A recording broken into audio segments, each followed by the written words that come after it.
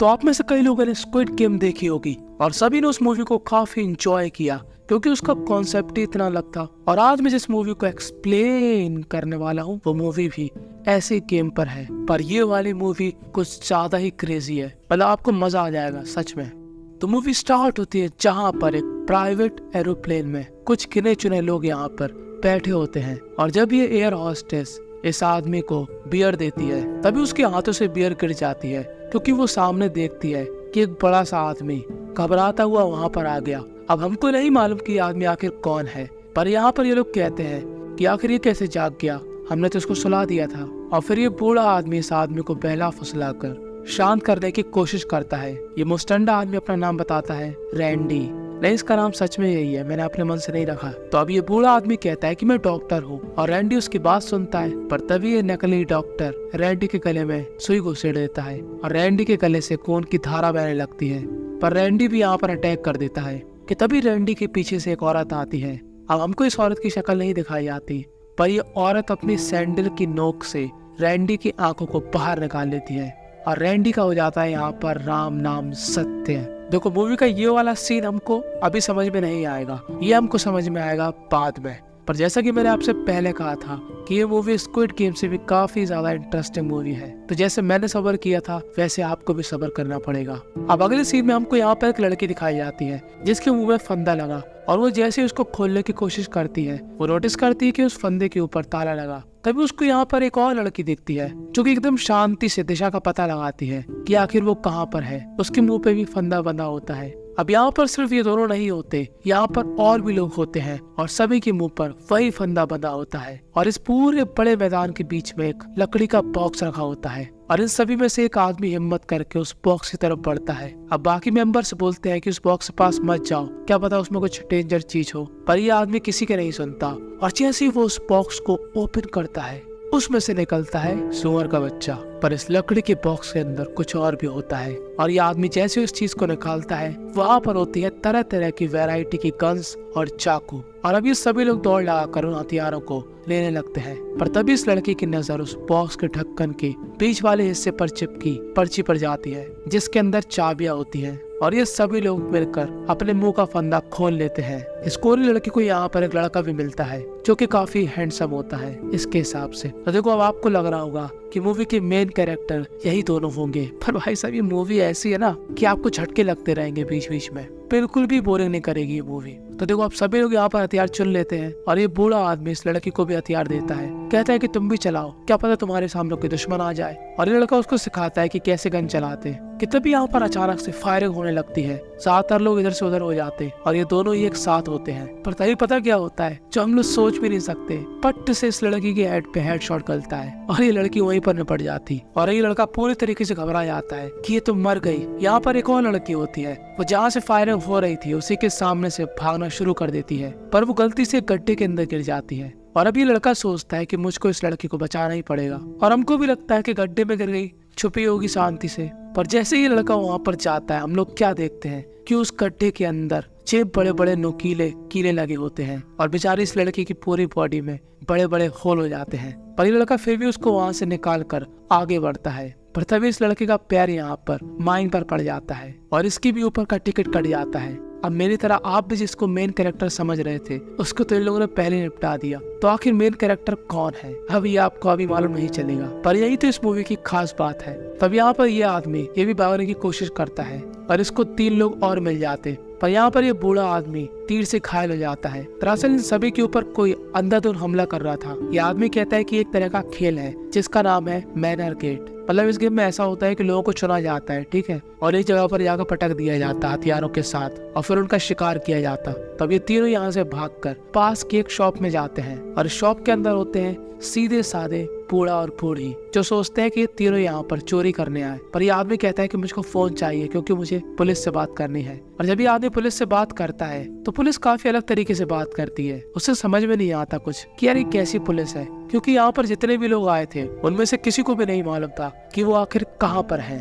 अभी लड़की यहाँ पर कुछ भी खा रही होती है कि तभी इसका गला दर्द होने लगता है और मुंह से छाग निकलने लगता है। और जैसे ये आदमी बूढ़े आदमी की तरफ देखता है, जो लोग क्या देखते हैं कि बूढ़ा और बूढ़े के मुंह पर मास्क होता है और वो लोग यहाँ पर जहरीली गैस फेंकते थे और इससे पहले ये बूढ़ा बूढ़े को ये मारे, बूढ़ा बूढ़ी इन तीनों को निपटा देते हैं। मतलब ये बूढ़ा बूढ़ी भी इस गेम का हिस्सा है, पर इनका काम है शिकार करना।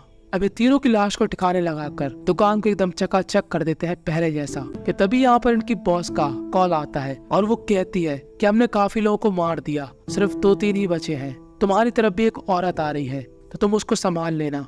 उस औरत का नाम है स्नोबॉल। मतलब उसका रियल नाम स्नोबॉल नहीं होता, मतलब ये गेम के हिसाब से कैरेक्टर के नाम चुनते थे। तो इनकी बॉस कहती है कि स्नोबॉल के पास कोई भी हथियार नहीं है तो तुम लोग उसको आसानी से मार सकते हो। और जब स्नोबॉल अंदर घुसती है तो ज्यादा रिएक्ट नहीं करती कि मेरे साथ ऐसा हुआ, मेरे साथ वैसा हुआ, कोई हमारा शिकार कर रहा। वो शांति से इन दोनों से कहती है कि मुझको एक सिगरेट का पैकेट दे दो और वो इन दोनों को एक बड़ा नोट देती है।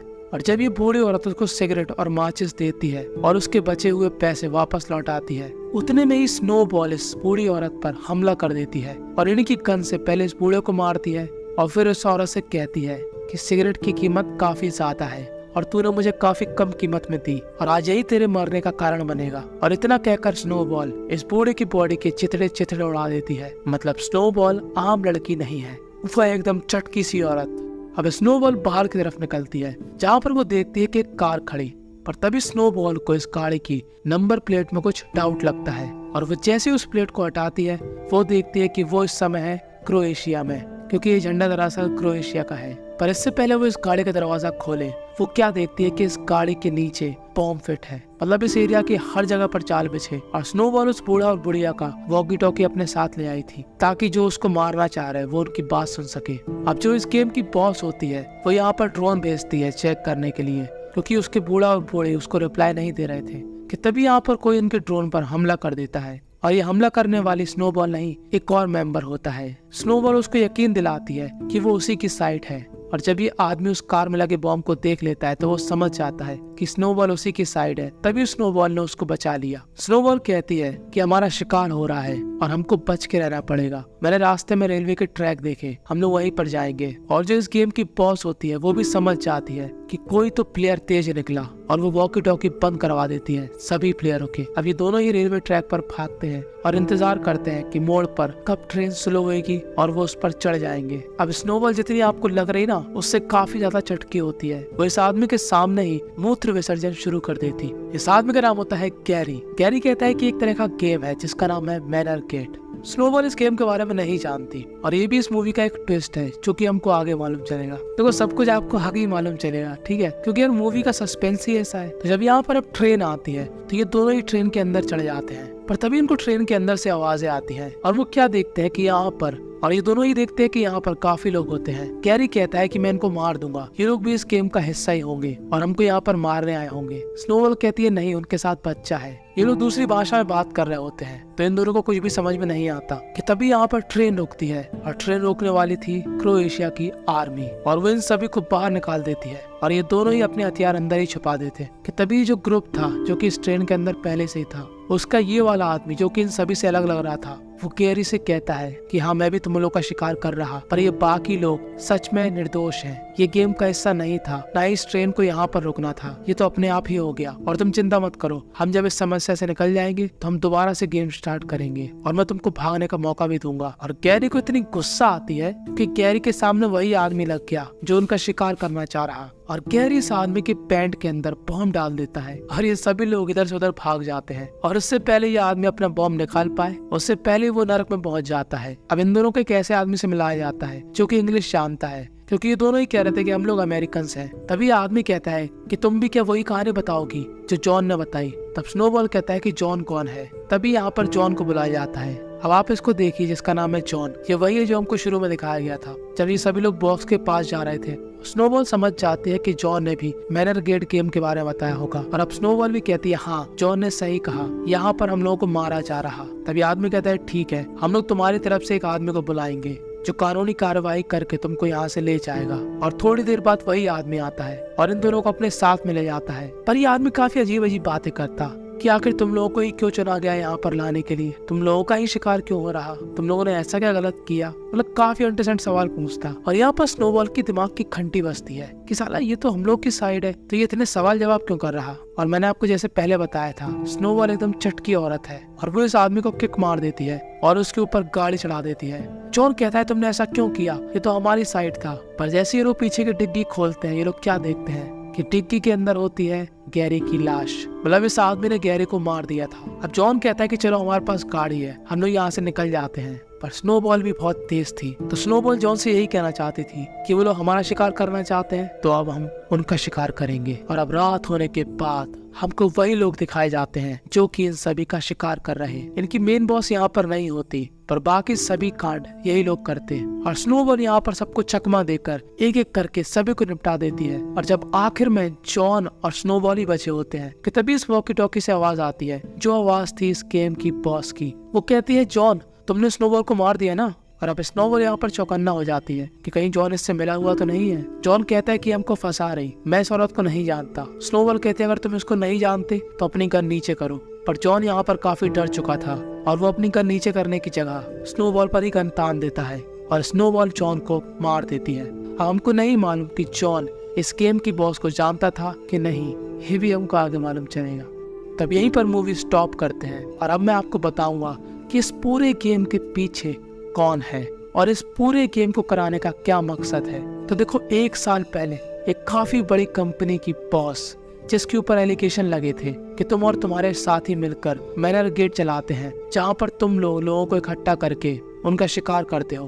पर ये बॉस कहती है यार तुम लोग झूठे इल्जाम मत लगाओ, हम लोग ऐसा कुछ भी नहीं करते। तभी आदमी कहता है कि हम कैसे यकीन मान लें कि तुम ये वाला गेम नहीं खिलवाती। सोशल मीडिया में तुम्हारे बारे में काफी चर्चा हो रही क्योंकि तुम्हारी व्हाट्सएप चैट लीक हो गई जहाँ पर तुम मैनर गेट की बात कर रही थी। तभी औरत बोलते है कि उस गेम के बारे में हम लोग ऐसे ही बात कर रहे थे, हम लोग की कोई सीरियस बातचीत नहीं चल रही थी। तभी आदमी कहता है कि वो मुझको नहीं मालूम, पर अब सोशल मीडिया पे काफी लोग तुम्हें गाली दे रहे, काफी लोग भला बुरा बोल रहे और उनको यकीन नहीं है कि तुम निर्दोष हो।